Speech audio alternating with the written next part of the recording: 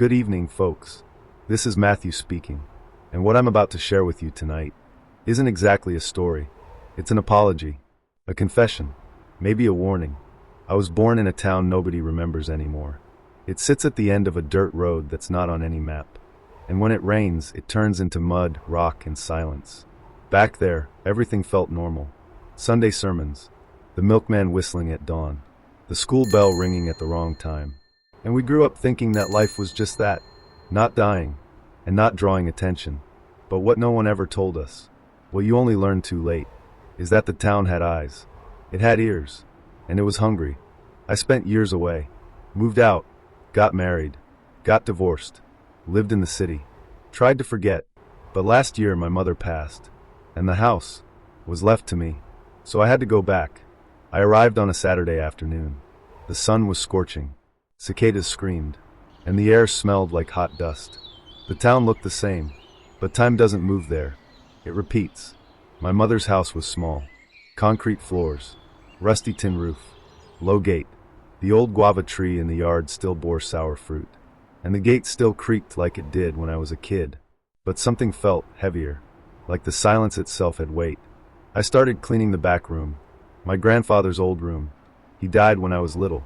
And that's where I found it, tucked away in the bottom of a low cabinet, buried under expired medicine bottles and a broken turntable, was a thick, black-covered notebook, yellowed pages, a faint smell of damp, and a red ribbon marking the first page.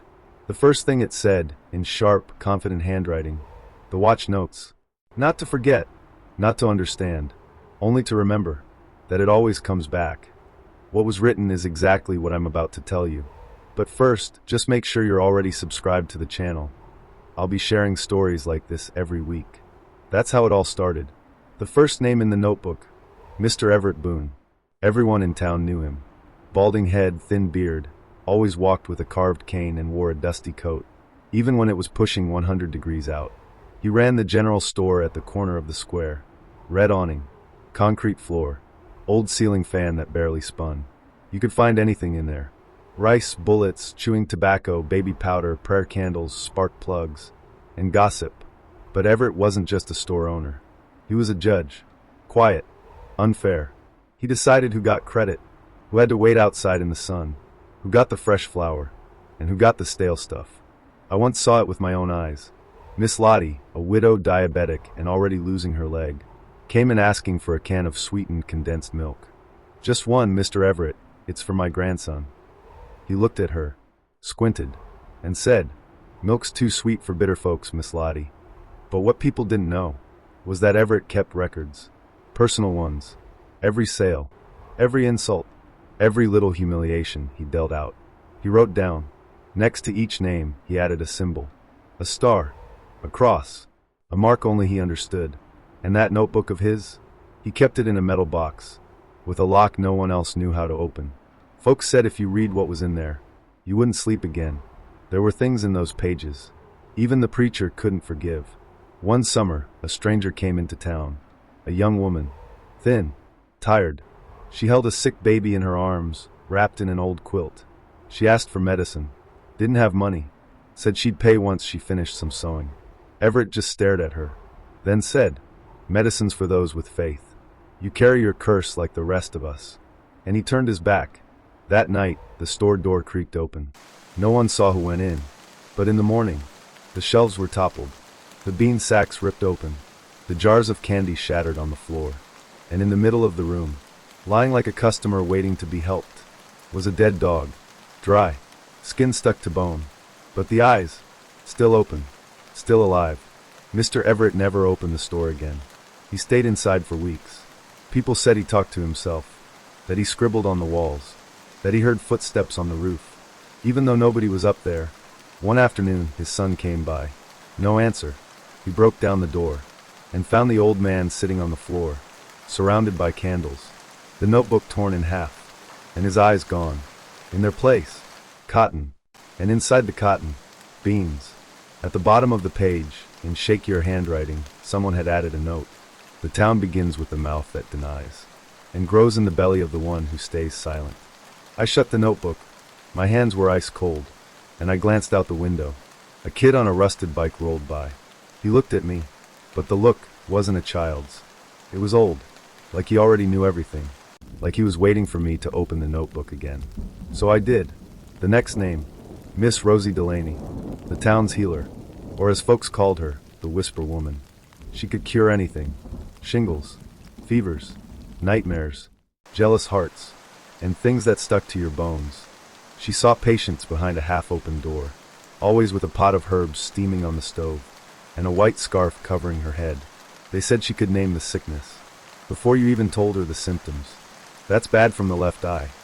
That's a knot in the blood. Something crawled in through twisted words. She lived in a clay brick house, dry rose bushes by the gate, 3 creaky steps no one ever swept. But Miss Rosie didn't help just anyone. She had her chosen, children named after saints, quiet women, men who knelt without hurrying. The rest, she sent away with nothing but a damp rag and a prayer left unsaid. I went there once as a kid. I couldn't stop crying at night. My mama thought it was nightmares, but the neighbors swore it was a fright. Miss Rosie picked me up, laid a sprig of rue on my chest, blew 3 times on my forehead, and said to my mama, "This boy's body is fine, but the soul don't match." Nobody understood it back then. Now, I wish I didn't remember. But what the notebook told went deeper. It told about Sylvia, Clara's daughter. Sylvia was just 14, always tired, sore neck, upset stomach, dark circles under her eyes. Doctors said it was just a virus. But Clara didn't believe it. She took her to Miss Rosie. Rosie didn't ask, didn't need to. She asked for a deep dish, 3 eggs, a mirror, and the father's name. Clara hesitated. Miss Rosie stamped her foot. Clara said the name. Rosie didn't flinch. She placed the mirror facing up, cracked an egg into the dish, and spat on the floor. The egg turned black. She said, "This girl's got someone inside, not of flesh, something that didn't want to leave." The prayer started at midnight, and lasted 3 nights. Each night, a candle blew out on its own. On the 4th night, Sylvia showed up at the church door, barefoot, eyes closed, speaking in a man's voice. Some folks swore it was Latin. Others said she listed names of men who died in the Civil War. The new priest tried to help, but when he touched her forehead, his hand blistered. Sylvia came back home, and she got better, but Miss Rosie never left her bed again. 2 weeks later, when Miss Dolores brought her some tea, she found Rosie lying still, eyes wide open, not blinking, and written on the wall, in charcoal, were 7 words: "What comes with faith takes the rest." That wasn't the strange part. The strange part was what happened to those who read it. Miss Dolores lost her son 3 days later. Her husband vanished, and years after, she died biting through her own tongue. The notebook claimed Rosie didn't die, that she was absorbed, now part of the town. And now, whenever someone knocks at your door and no one answers, it's her who listens. The 3rd name in the notebook was Tony Hill, a man almost no one saw, but everyone knew. He lived in a shack made of rough timber, at the edge of the trail that led up Pine Hollow Ridge. Tony had been chopping wood since before he could walk. People said he was born out in the woods, to a mute woman and a father nobody ever met. He was big, silent, had a thick beard and wild eyes, wore the same flannel shirt all year round, and a brown hat that he never took off. Not at weddings, not even at his sister's funeral. But for all his roughness, Tony had something else, a sensitivity nobody expected. He could tell where birds nested just by watching the wind, knew when rain was coming by placing his forehead on the ground, and he could hear things. They said Tony talked to the woods, to the roots, to the dirt, but no one laughed, because everything he warned about came true. In '89, when the crows cried 3 times at dawn, Tony said a boy would drown in the creek. Nobody listened, but 3 days later, they found little Charlie's body caught in a branch downstream. Tony didn't come down to town much, only when he needed lye soap or kerosene. But every time he did, he left something behind: a carved twig, a braided vine, a charcoal note with strange words. Once, he left a message on the schoolhouse door: "If this keeps up, the chalkboard will bleed." That same week, Miss Evelyn had a stroke in front of her class. But the story in the notebook went deeper, darker. It started when Tony was asked to clear a new part of the woods, land nobody had touched in generations. They called it closed ground, old land, sacred or cursed, depending on who you asked. But the county needed lumber, and Tony needed cash. So he went, alone. On the third tree, he felled. He heard a sound that didn't come from the wood. It came from the earth, a deep crack, like the ground letting out a breath. He stopped, looked into the hollow where the roots had been. There, in the center of the dirt, was something. Not stone, not bone, symbols, etched into the mud. A circle, 7 crossing lines, and in the middle, something pulsing. Yes, pulsing, like a heart buried long ago, still beating. Tony covered the hole, ran home, locked his doors. He didn't come down the mountain again. But the next morning, someone found the trail out to the clearing completely cleared, as if someone or something had come back, opened it up, worshipped it, and by the following week, the woods started speaking. Birds mimicked human voices. Fallen leaves spelled out words. And every night of the waning moon, at exactly 3:13 a.m., there was a pop, a snap, like wood breaking somewhere deep. 2 months later, they found Tony, naked, covered in mud, lying in fetal position in a bare clearing. The trees around him gone. His body was marked, carved, as if the forest itself had written on him, words no one could read. But the preacher swore one of them was my grandfather's name. At the bottom of the page it said, "The forest isn't neutral. It swallows, but it also gives back. And when it gives back, it brings something extra." I closed the notebook gently this time, and I cried, because I remembered the smell of wet pine. I remembered Tony teaching me how to tie vines. And the thing he told me once, things that die in the dark come back twisted, Maddie. But it's in the twisted that we learn to see. And now, I see. But there was still more. The fourth name in the notebook was Miss Elsie Merle, teacher, principal, and for a long time, the town's pride. Miss Elsie wasn't one to shout or slap hands. She taught in whispers, in pauses, in the way she looked at you, like she'd already read your whole story before you walked in. Always dressed in pale colors, wore a fake pearl necklace, and a shade of lipstick that never smudged. Ever. If you know someone like that, drop a comment and let us know. She said education was the cure for ignorance, but no one ever saw anyone get better, only quieter. She taught everything, math, history, science, but what she really loved was something most had forgotten, civics and morals. She made the kids march in lines, clap in rhythm, repeat phrases like chants. Old-fashioned stuff, military style, but different. I remember once walking past the schoolyard and hearing her class chant. The town doesn't make mistakes. The mistake is in the one who doubts. Like each phrase erased something. A question, a memory. The notebook told a story about a girl, Tina, daughter of farmers. Smart, pretty handwriting, quick to smile. Then one day she started struggling. Not from stupidity, but exhaustion. She came to school with heavy eyes, stared at nothing, doodled symbols in her notebook, strange names no one recognized. Miss Elsie didn't like that. She called in Tina's parents, said the girl needed to correct her soul, asked her to stay after school. And that's when the whispers started. Kids said Miss Elsie wiped the chalkboard clean with her bare hands, that she didn't walk, she glided, that her shadow moved even when she didn't. Then one day, Tina vanished. They said she ran away, but her backpack was still in the classroom. Inside it, her notebook, open to a page with a single sentence written over and over. What she teaches seeps through the skin, and it hurts the soul. Miss Elsie didn't come to school that week. Stayed home. Shut the blinds. But at night, the school lights flickered on by themselves. Footsteps echoed down the halls, and someone swore they heard a child's giggle, coming from inside the water tank. When classes resumed, Miss Elsie came back, but something had changed. She didn't smile, stopped wearing lipstick, and her eyes, they twitched, like something behind them was trying to get out. One Tuesday, she told the class to draw what the town wants to teach you. Most kids drew trees, flags, churches, smiling houses, except one, Caleb, the quietest boy in class. He drew a face, no eyes, mouth sewn shut, and in its chest a door. Miss Elsie snatched the drawing and collapsed. When the medic came, her hand was clutching her heart, and instead of her wedding ring, she wore a twisted copper wire. The doctor said it was a heart attack, but those who were there swear she was blinking, The final note on that page, in my grandfather's handwriting, read, "There are lessons you don't teach. They pass through you, and some knowledge doesn't move from body to body. It uses the body to walk." I closed the notebook, and I walked to the schoolhouse.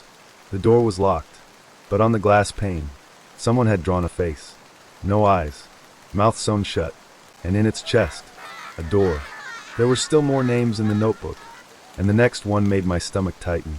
Miss Yolanda Rivers, the midwife, born in the town, raised in it, and buried, well, they say she was, but I've never seen her grave.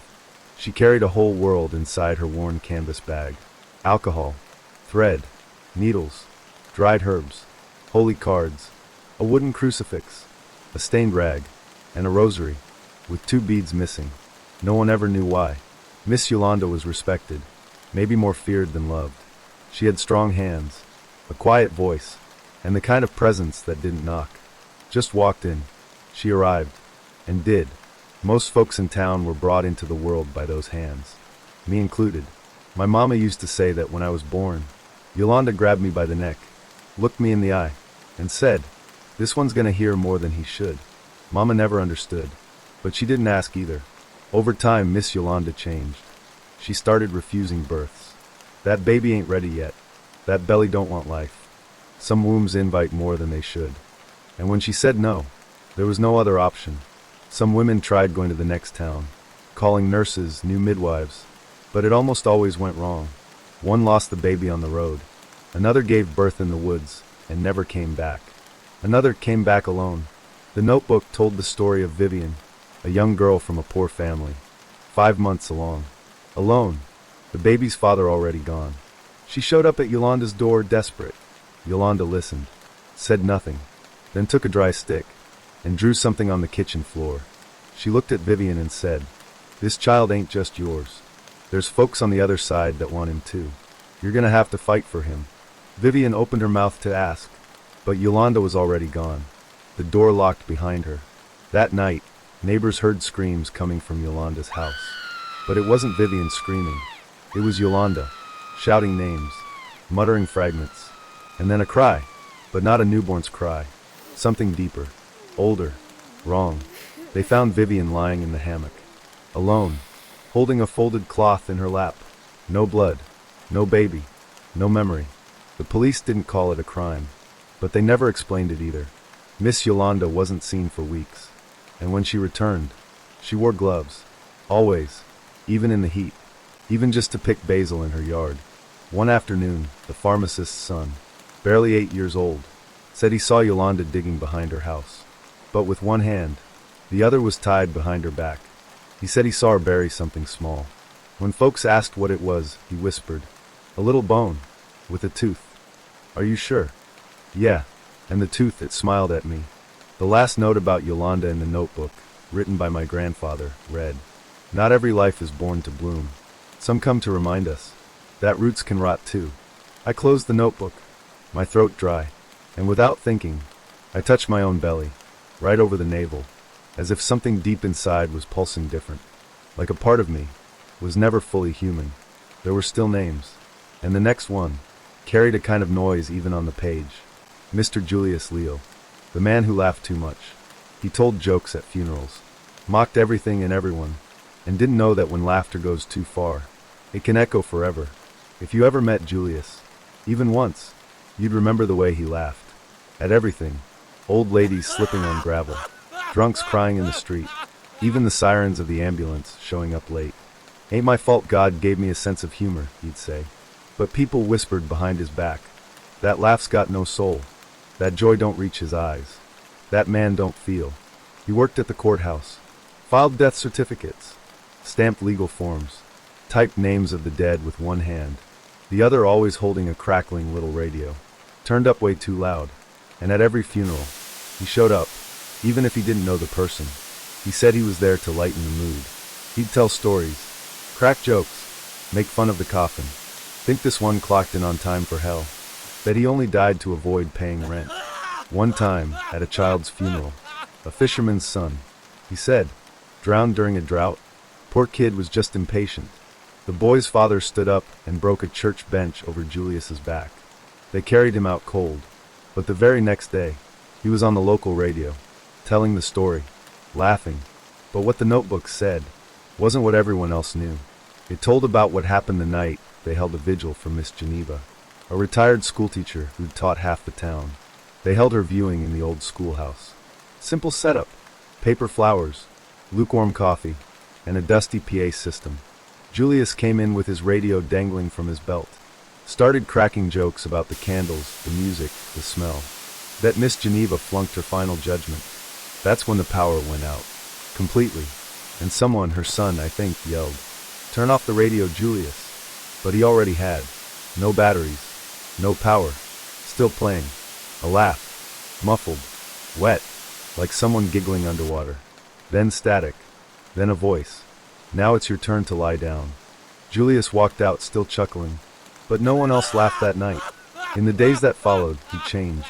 Started walking funny. Talking to reflections. Laughing inward. Like something was stuck. And every night, folks heard it. That laugh. No body. No source. Just echoing. Through walls. Power lines. Headboards. At his house, every photo turned itself toward the wall. Even the one of his mama. Then one night, they found him. Sitting in the cemetery. Alone. Wrapped in a bedsheet. His mouth was sewn shut. But his belly, it moved. Like something inside him. Was still laughing. The last line in the notebook read, "Laughter without pain is hollow, and when you name the hollow, it answers back." I closed the notebook, and just then, right by my left ear, I heard it. A laugh. Soft. Slow. Like it had been waiting a long, long time. The last name in the notebook was the hardest to read. Not because of the handwriting. It was clear. Strong. Steady. But because of the weight it carried. Elias Rogers. My father. A man of few words. But when he spoke, it felt like the whole world paused to listen. He worked his whole life in the town's supply depot. Kept track of keys, expired medicine, old tools, and faded paperwork from court cases no one else remembered. But he remembered. He remembered everything. His memory was cold. Precise. He knew every employee number, every license plate ever registered in town, and the burial records of people we didn't even talk about anymore. And he had a stare. The kind that saw past you. Not through your eyes, but through your actions. That's why he kept so quiet. Because he knew more than he could say. When I was a boy, he'd sit me at the kitchen table and say, "Pay attention to what stays, not to what shines." Back then, I thought he meant the beans on the stove. Now, I know he meant the town. The notebook told me something no one ever had. Not my mama. Not the preacher. Not the neighbors. It said my father belonged to a group. The Silent Seven. They didn't meet. They didn't sign anything. They didn't wear badges. But they were everywhere. City Hall. The church. The radio station. The school. The corner store. The woods. And the watch. Yes. The same word on the notebook's first page. Elias was the keeper of forgetting. He didn't create the darkness. He just made sure it stayed where it belonged. Until one day, he failed. A stranger came into town. His name was Vincent. Polite, soft-spoken, carried a worn Bible, and a crooked grin. He began gathering folks in the square, talking, preaching, touching their shoulders, speaking their names. My father saw the danger, but he waited too long. On the third Sunday, Vincent stood beneath the old fig tree, with 23 people around him.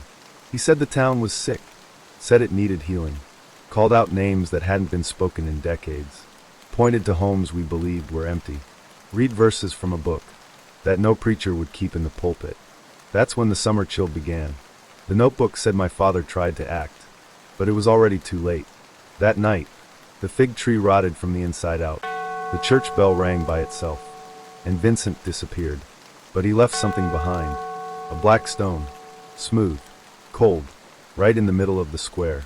And carved into it was one word, Matthew. My name. After that, my father changed. Locked himself in his room for hours. Wrote. Prayed. And once, I heard him crying. Not out of fear, but guilt. The last week of his life. He called me in, sat me down, looked me in the eyes and said, "There's something in you, son. That's gonna keep you here, even after everyone else leaves." He never spoke to me again. The final page of the notebook was written in his hand. The town needs someone to remember, and someone else to forget. Matthew, you don't have to be what I was. But if you open this notebook, you already said yes. I closed it, stood up, and I understood why I came back. It wasn't about the house, or the inheritance. It was because it's my turn to watch. Since that day, I hear the voices, see the shadows, smell candle wax, wet dirt, and spoiled milk. And I write, because if I don't, the town speaks for me. And if it speaks, it calls for you. Good night, folks. If you made it this far, leave a like. And if someday you drive past a place that doesn't show up on your map, and you can't remember its name, don't try. Just keep driving. And whatever you do, lock the door from the inside. Because that town, it remembers you.